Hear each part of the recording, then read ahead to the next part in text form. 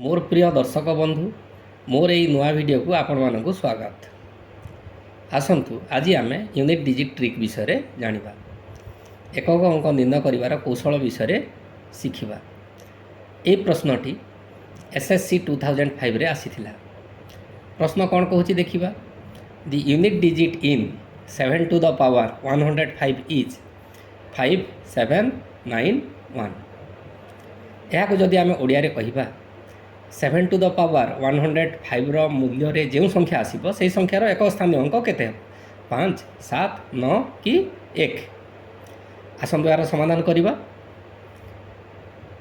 एई घात रे हमर जो 105 रही यार एक स्थानीय अंक 5। ये एकक स्थानीय अंक 5 को आम 4 द्वारा भाग करदेवा। 4 1 4 5 रु 4 वियोग कले 1 आमर भागशेष 1 हो गला। ये भागशेष को आम 7 to the power 1 नहीं जावा। ये भागफल नुहे, भागशेष जो 1 रही ताकू आम 7 to the power 1 ना। 7 to the power 1 is equal to 7 हो। आउ एटा हेबो 7 to the power 105 रो मूल्य रे जो संख्या आसीबो तार एक स्थानीय अंक। तेणु आमर आंसर टी हेबो बी ऑप्शन। ताहले आपण मानक पई प्रश्नटीए मध्य रही। प्रश्न कौन कहूँ देखिबा।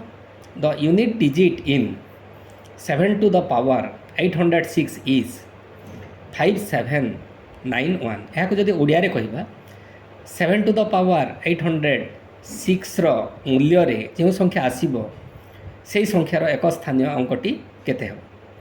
धन्यवाद। ये भिडियोटी जदि आपण मानकु भल लागिछि ताले भिडियोटी को लाइक करिवे, शेयर करिवे एवं एभली नुआ नुआ शिक्षणीय भिडियो सब देखिबा पई आपण मो चैनल को सब्सक्राइब करिवे। धन्यवाद।